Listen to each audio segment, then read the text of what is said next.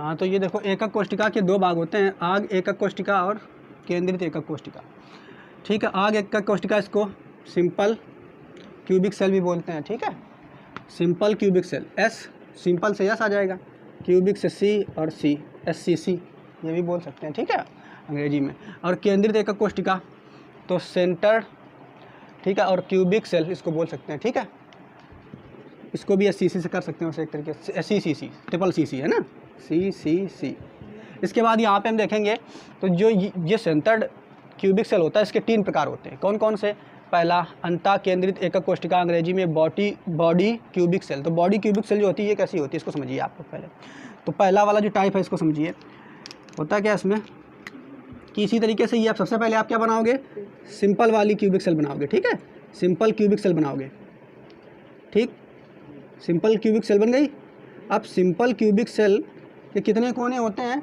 8 कोने होते हैं, और इन 8 कोनों पर, ठीक है, अवयवीकरण रखे होते हैं ऐसे, पहला कोना, दूसरे कोना, तीसरा कोना, चौथा कोना, 5वां, 6वां, 7वां, 8वां, 8 कोनों पर अवयवीकरण रखे रहते हैं। अब देखो आपके पास अगर क्यूब है तो क्यूब के बीच में एकदम स्पेस में आप देखोगे तो वहाँ एक मध्य बिंदु होगा कि नहीं?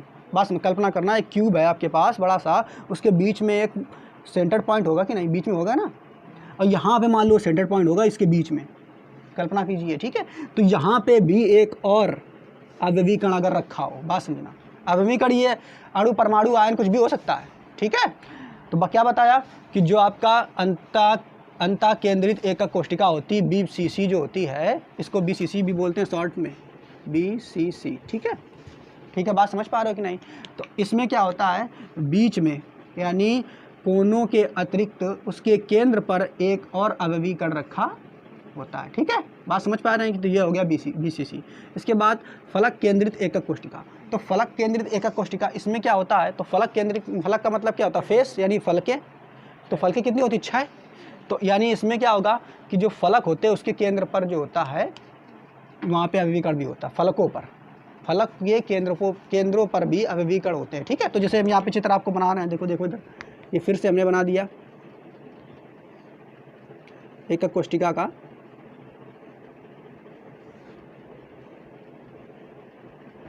ठीक, तो अब इसमें क्या है, ये क्यूब बन गया आपका, और भाई एकक सेल बन गई ना। तो इसके इन सिरों पर यहाँ पे, यहाँ पे, यहाँ पे, यहाँ पे, यहाँ पे 8 जगहों पर तो होंगे ही अवयवीकरण। साथ ही साथ देखो ये पहली फलक है, ये कहाँ है? पहली फलक। तो पहली फलक के बीच में, पहली फलक इसका केंद्र यहाँ का ही होगा इस तरफ, तो पहली फलक के केंद्र में भी अवयवीकरण होगा। ये दूसरी फलक देख रहे हो, दूसरी फलक ऐसे होगी ना, तो इसके भी बीच में यहाँ पे केंद्र पर एक अवयवीकरण होगा। फिर ये तीसरी फलक इस तरफ है, तो इसका भी आप बीच में कोई पॉइंट होगा कि नहीं? कल्पना करो। ठीक है, इस तरीके से बीच में, तो यहाँ पे भी एक अवयवीकरण होगा। ऊपर वाली जो फलक है यहाँ पे, ऊपर वाली फलक में अवयवीकरण होगा बीचों बीच में। ठीक है, और एक पीछे वाली फलक है, तो पीछे वाली फलक में यहाँ पे बीच में एक अवयवीकरण होगा। बात समझ पा रहे हो कि नहीं? भाई ये देख रहे हो ना, ये बीच ही तो है पीछे वाली फलक का, और ये नीचे वाली फलक है, तो नीचे वाली फलक में यहाँ पे बीच में अवयवीकरण होगा। बात समझ पा रहे हो कि नहीं? तो यानी हमने क्या बताया कि जो FCC होती है, FCC में जो कोने होते हैं उनके अतिरिक्त जो फलकें होती हैं, फलकों के केंद्र पर, सेंटर पॉइंट पर भी अवयवीकरण उपस्थित होते हैं। तो ऐसे सेल को हम क्या कहते हैं? FCC। बात समझ पा रहे हो कि नहीं? ऐसे सेल को हम क्या कहते हैं? FCC। ठीक है, इसको शॉर्ट में FCC बोल देते हैं। ठीक है, बात समझ पा रहे हो कि नहीं? क्लियर? ठीक है, इसके बाद तुम्हारा जो अंत केंद्रित एकक कोष्ठिका है, तो अंत केंद्रित एकक कोष्ठिका जो होती है वास्तव में, इसको हम क्या समझेंगे, तो इसको देखिए आप लोग, तरीके का होता है अंत केंद्रित एकक कोष्ठिका का, तो इसको जब आएगा तो डिटेल में इसको बताएंगे। ठीक है, तो ये 3 पार्ट आप पहले लिख लो जल्दी से। इनकी कुल संख्या कितनी है? 14। और अब हम ब्रेवे जालकों की जो एकक कोष्ठिकाएँ होती हैं 14 प्रकार की होती हैं। ठीक है, उनको हम पढ़ेंगे बांट करके। ठीक है, तो सबसे पहले यहाँ पे पहला नंबर जो है वो घनी वाली, और ये घनी की जो एकक कोष्ठिका ब्रेवे ने बनाई वो 3 प्रकार की होती है। कितनी प्रकार की होती हैं? 3। ठीक है, ये 3 प्रकार की होती हैं। कौन कौन सी, इसको देख लेते हैं। ठीक है, तो पहली जो है आपकी, पहले को बोलते हैं सरल, ठीक है, एकक कोष्ठिका, दूसरे को बोलते हैं अंतः एकक कोष्ठिका, और तीसरे को बोलते हैं फलक एकक कोष्ठिका। घनी में कितनी बनाई? 3। ठीक है, घनी में देखो बात होगा क्या, ये समझिए आप कि जो घनी एकक कोष्ठिका होगी उसकी लंबाई यानी A बराबर B बराबर C, तीनों चीज़ बराबर होंगी, लंबाई, चौड़ाई, ऊंचाई। ठीक है, साथ ही साथ उसके कोण भी बराबर होंगे। होंगे कि नहीं, यानी अल्फ़ा बराबर बीटा बराबर, अरे तभी तो घन बनेगा, जो घन होता है उसकी लंबाई चौड़ाई ऊंचाई सब बराबर होती है और साथ ही साथ उसके कोण भी बराबर होते हैं। तो अल्फ़ा बराबर बीटा बराबर गामा सभी बराबर होते हैं और ये किसके अंश के बराबर होते हैं, तो 90 डिग्री के बराबर। ठीक है, अब ये होती कितने प्रकार की है, 3 प्रकार की। क्लियर, बात समझ पा रहे हो कि नहीं। तो कौन कौन सी 3 प्रकार की होती है उसको देख लेते हैं। तो सबसे पहले यहाँ पे हम देखेंगे, सबसे पहली जो है उसे बोलते हैं आग एकक कोष्ठिका। क्या बोलते हैं, आग एकक कोष्ठिका, अंग्रेजी में सिंपल, ठीक है, क्यूबिक सेल, SCC है ना, SCC। ठीक, तो इसका चित्र अभी हमने बनाया ही था, कैसी होती है ये, तो इस तरीके की,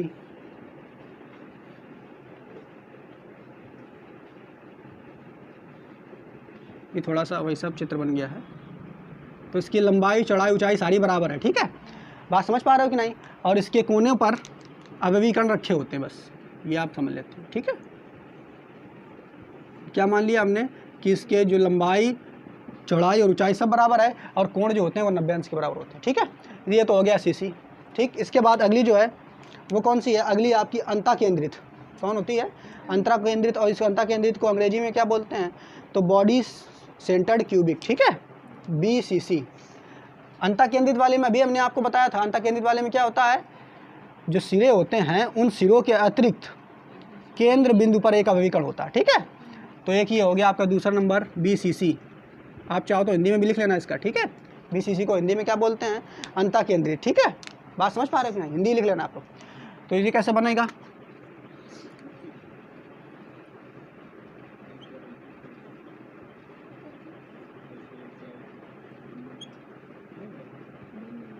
इस तरीके से। ठीक, तो यहाँ पे इसके केंद्र, ये जो ये सिरे दिख रहे हैं तो सिरे ऊपर एक एक अवयवीकरण हो गए, साथ ही साथ जो केंद्र बिंदु होगा उस केंद्र बिंदु पर भी एक अवयवीकरण उपस्थित हो जाएगा। ठीक है, तो SCC हम समझ गए जो बिल्कुल सरल वाली होती है। BCC हम समझ गए जिसके केंद्र पर एक अवयवीकरण होता है। इसके बाद तीसरी जो होती है वो फलक केंद्रित होती है। अब फलक केंद्रित अभी आपको हमने बताई। ठीक है, फलक केंद्रित, फलक केंद्रित, तो इसको FCC, फेस क्यूबिक सेंटर। ठीक है, तो FCC इसे बोलते हैं, हिंदी में लिख लेना फलक केंद्रित कोष्ठिका। तो इसमें क्या होता है, फलकों पर एक एक अवयवीकरण उपस्थित होता है। ठीक है, तो देखो बच्चों यहाँ पे हमने ये बना दिया FCC, मतलब ये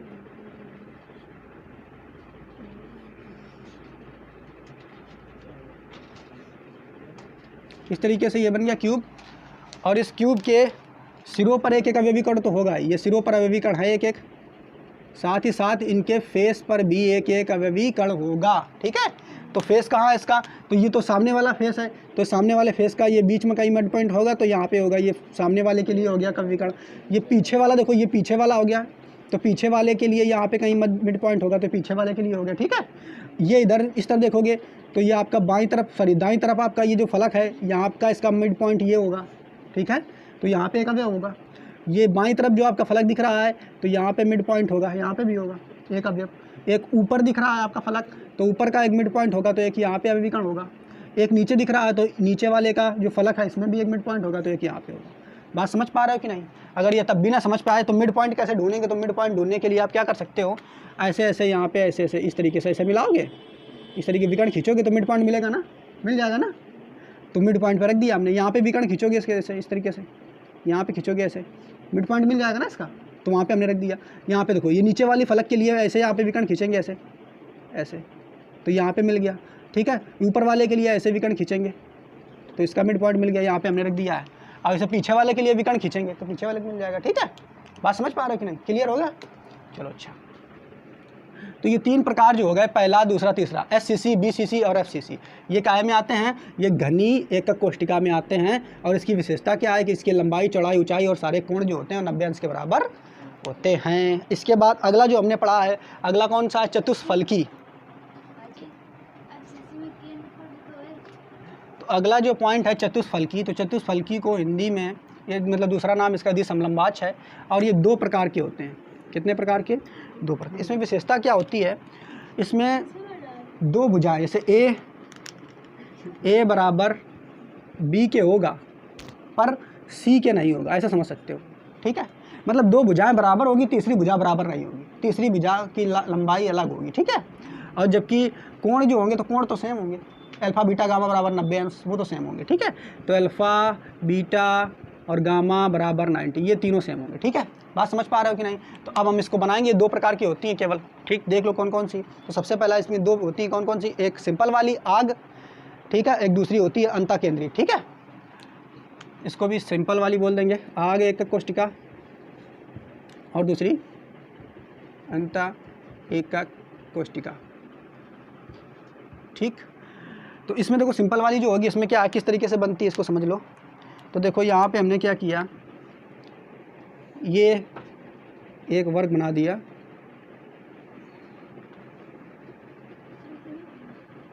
एक मिनट,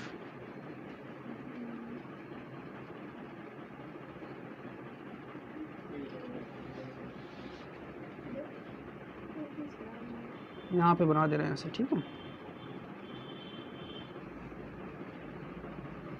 इसमें हम क्या मान लेते हैं कि जो इसकी, ये देख रहे हो, ये वाली एक भुजा हो गई, एक ये वाली और एक ये वाली। तो ये वाली भुजा ए है, ये वाली भुजा ए है, ये वाली भुजा बी है, ये वाली भुजा सी है। तो बी सी यहाँ पे समान है, बी सी जो है बराबर है, लेकिन सॉरी ए सी जो है वो आपस में बराबर है, जबकि बी जो है इसकी ऊंचाई ज़्यादा है।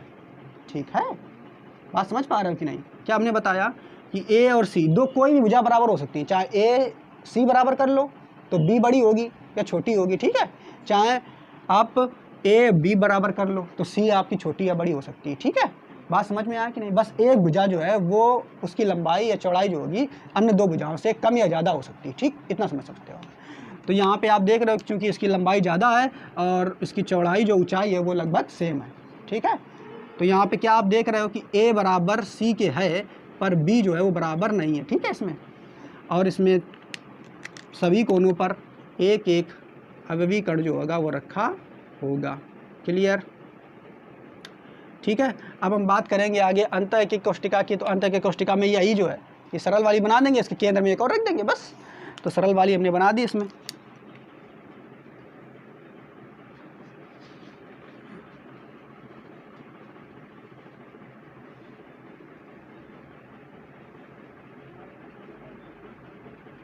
ठीक है, इसके केंद्र पर एक और रख देना।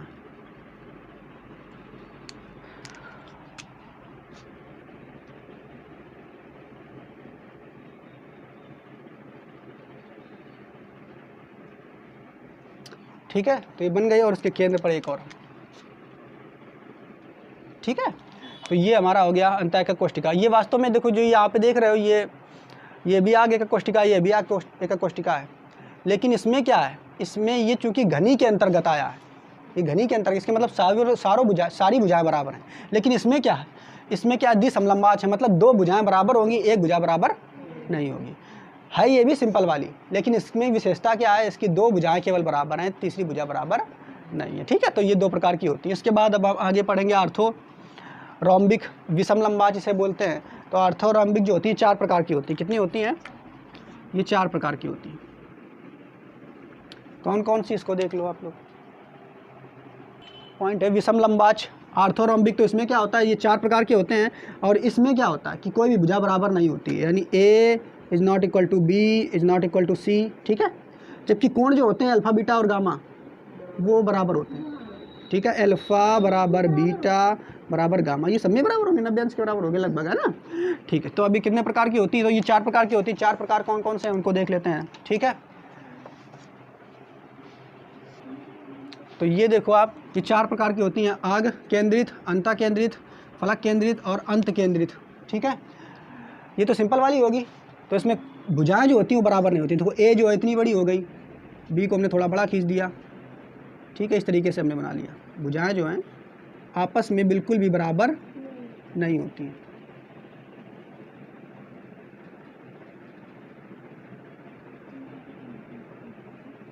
ठीक है, कोई भी भुजा बराबर नहीं है, ए बराबर ए ना ए बी, ए बराबर है बी के, ना बी बराबर है सी के। ठीक है, इस तरीके की बनेंगी।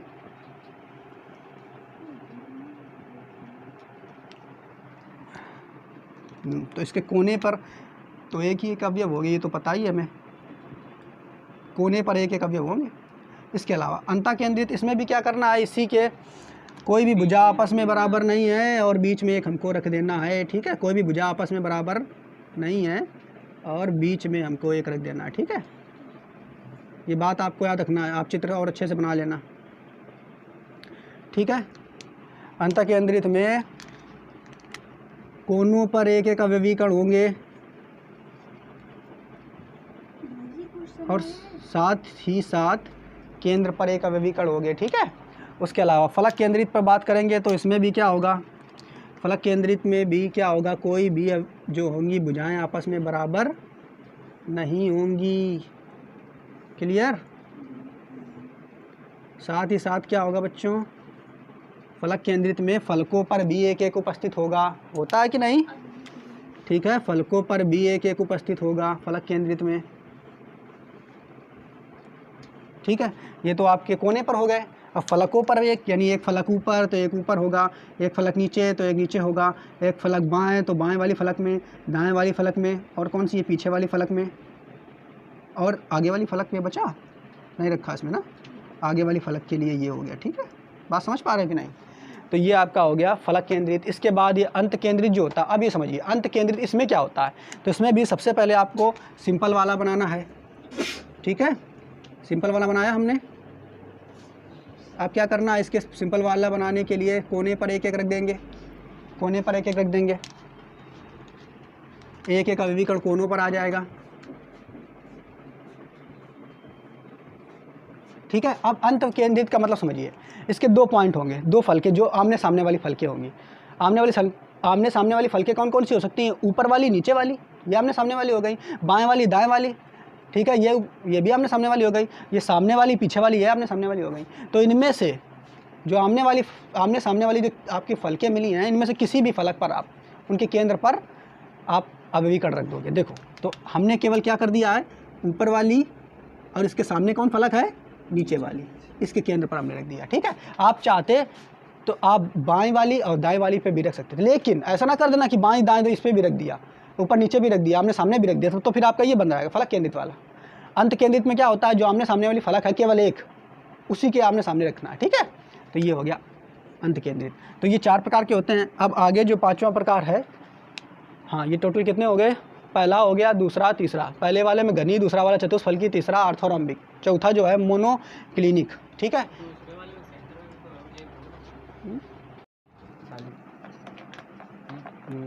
तो अब देखो यहाँ पे 3 हमने पढ़ लिया था ऑर्थोरॉम्बिक में। तो ऑर्थोरॉम्बिक में 4 आकृतियाँ होती हैं, पहली आग होती है, दूसरी अंता होती है, तीसरी फलक होती है और चौथी अंत्य होती है। आग एकक कोष्ठिका, अंत एकक कोष्ठिका, फलक और अंत, ठीक है। तो आग में क्या होती है, सिंपल बनी होती है और एक एक कोने पर हम रख देंगे, ठीक है। तो आग में ये हो गया। अंता में क्या होगा, तो अंता में एक एक कोनों पर एक एक तो होते हैं, या साथ में जो बीच में केंद्र होता है उस केंद्र पर एक रख दी जाती है, ठीक है। फलक केंद्रित में क्या होता है, तो फलक केंद्रित में जो कोने होते हैं उन पर एक एक होता है, ये साथ ही साथ जो 6 फलकें आपको दिख रही हैं, ये पहली फलक हुई, तो पहली फलक का ये वाली पहली फलक, तो इसके केंद्र पर एक आ गया। फिर ठीक है, इसके पीछे वाली जस्ट फलक ये वाली हुई, तो इसकी केंद्र पर ये पीछे वाली फलक पर एक आ गया अवयव। इसके बाद ये दाईं ओर वाली जो फलक है इस पर एक आ गया, बाईं ओर वाली जो फलक है इस पर एक आ गया, नीचे वाली फलक है इस पर एक आ गया, ऊपर वाली एक फलक है इस पर आ गया। अब जबकि अंत की बात करेंगे तो अंत में क्या होता है, जो अपोजिट साइड होती है, जैसे ये दाएं के अपोजिट कौन सी होगी, बाएं, ऊपर की अपोजिट कौन होगी, नीचे, सामने की अपोजिट पीछे। तो इस तरीके से कोने पर एक एक होगा ही, लेकिन अपोजिट साइड वाले में एक एक रख देते हैं, ठीक है। तो ये तुम्हारे हो गए आग, अंता, फलक और अंत। इसके बाद मोनोक्लिनिक की बात करेंगे। तो मोनोक्लिनिक में क्या होता है, इसको हिंदी में एकंताक्ष बोलते हैं। इसमें जो भुजाएं होती हैं वो एक को आपस में बराबर नहीं होती हैं, और जो कोण होते हैं वो भी आपस में 90 अंश के बराबर नहीं होते। भुजाएं यानी कितनी भी ले सकते हो, ठीक है, और कोण वो 90 अंश के बराबर नहीं होते, और कोई कोण हो गया, ठीक है। तो ये 2 प्रकार की होती है, आग और अंत, आग और अंत, ठीक है। तो आपको यहाँ पे याद रखना है कि आग जो है इसमें क्या है, हमें पता है कि इसकी भुजाएं तो बराबर नहीं है भाई, मोनोक्लिनिक में भुजाएं तो बराबर नहीं है, तो हमने इसमें तो भुजाएं बराबर नहीं बनाई हैं, और कोनों पर एक एक एक एक हमने सेट कर दिया है। अंत में क्या होता है, तो अंत में जानते हो अपोजिट साइड में होता है, ठीक है, केवल अपोजिट साइड में होता है। तो अपोजिट साइड में हमने यहाँ पे देखो ऊपर नीचे इसमें रख दिया है, ठीक। इसके बाद अब बात करेंगे ट्राई क्लिनिक, ठीक है। ट्राई क्लिनिक में बात करेंगे तो A बराबर B बराबर C आपस में एक दूसरे के बराबर नहीं होता है। A is not equal to B is not equal to C। भुजाएँ जो होती हैं, सॉरी कोण जो होते हैं वो भी आपस में बराबर नहीं। तो ये एक ही प्रकार का होता है आग वाला, ठीक है, ये एक ही प्रकार का होता है, ठीक। इसके बाद हम बात करेंगे षटकोणी। तो षटकोणी की अगर बात करेंगे तो उसमें क्या होता है, दो भुजाएं आपस में बराबर होती हैं और तीसरी भुजा आपस में बराबर नहीं होती है। अल्फा बीटा दो कोण जो होते हैं वो 90 अंश के बराबर होंगे और तीसरा कोण जो होगा वो 120 अंश के बराबर।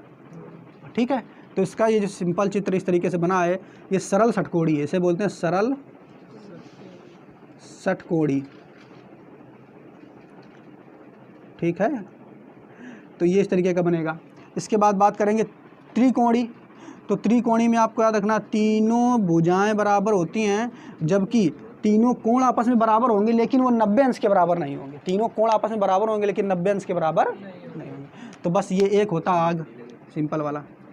ठीक, तो अब हमें समझ में आ गया टोटल कितनी आकृतियाँ हो गई, टोटल 14 आकृतियाँ हो गई कि नहीं। ठीक है, पहला हमने पढ़ा था, सबसे पहला जो हमने पढ़ा था कौन सा पढ़ा था, याद है, घनी। घनी में कितनी थी, 3। घनी के बाद फिर हमने दूसरा जो पढ़ा था चतुष्फलकी। चतुष्फलकी में कितनी थी, 2। फिर उसके बाद तीसरा हमने कौन सा पढ़ा, आर्थोरोम्बिक। आर्थोरोम्बिक में 4, टोटल 9 हो गई। फिर उसके बाद मोनोक्लिनिक। मोनोक्लिनिक में कितनी होती हैं, 2। ठीक है, 11। ट्राइक्लिनिक में 1 और इसके बाद षटकोणी और त्रिकोणी में 1। तो देखो क्वेश्चन ऐसे भी पूछ सकता है, ये पूछ सकता है कि जो आर्थोरोम्बिक होता है, जो आर्थोरोम्बिक कैटेगरी है उसमें कितने प्रकार के ब्रेवेज जालक आते हैं। आर्थोरोम्बिक जो होता है उसमें कितने प्रकार के ब्रेवेज जालक आते हैं, तो कितने प्रकार के हैं, 4 प्रकार के। आपसे ये भी पूछ सकता है कि ट्राई क्लिनिक में कितने प्रकार के ब्रेवेज जालक होते हैं, तो 1। ये भी आपको याद रखना है। ठीक है, ट्राई क्लिनिक में कितने प्रकार के होते हैं, 1। ऐसे पूछ सकता है मोनो क्लिनिक में कितने प्रकार के होते हैं, तो मोनो क्लिनिक में 2। ठीक है, बात समझ पा रहे हो कि नहीं। ऐसे ही आपसे ये भी पूछ सकता है, तो ये एकदम याद करना बिल्कुल आसान है। पहले वाले में जो पहला होता है सिंपल वाला, ठीक है, उसमें 3 होते हैं। उसके बाद दूसरा जो था उसको क्या बोलते थे, दूसरे वाले को क्या बोलते थे, चतुष्फलकी, टेट्राहेड्रन ना। तो दूसरे वाले में कितने थे, तो दूसरे वाले में 2 थे। तीसरे वाले में जब बात करेंगे तो तीसरा आपका आर्थोरोम्बिक है तो उसमें 4 हो जाते हैं। 5वें वाले में बात करेंगे तो इसमें कितने, मोनो। चौथे में बात करेंगे तो उसमें 2। मोनोक्लिनिक, मोनो मतलब 2 होता है, तो मोनो से तुम यहाँ याद कर लोगे, इसमें 2 ही होंगे। ठीक है, इसके बाद ट्राई क्लिनिक। ट्राई का मतलब तो 3 होता है लेकिन यहाँ तुम 1 ही याद रखोगे। फिर नीचे के जो 3 है उसमें 1 याद रख लो बस। ट्राई क्लिनिक में 1, षटकोणी में 1। ठीक है, 4 ऊपर वाले याद कर लो, नीचे वाले को बस याद कर लो 1। ठीक है कितने हो गए, हाँ वैसे गिन लो बस, और क्या। ठीक है बिल्कुल बिल्कुल। तो इस तरीके से हमारी जो ये 14 प्रकार के ब्रेवेज जालक हैं, ठीक है, इनको हमने समझ लिया। ठीक है, चलो इनको बना करके आप इनकी प्रैक्टिस कर सकते हैं।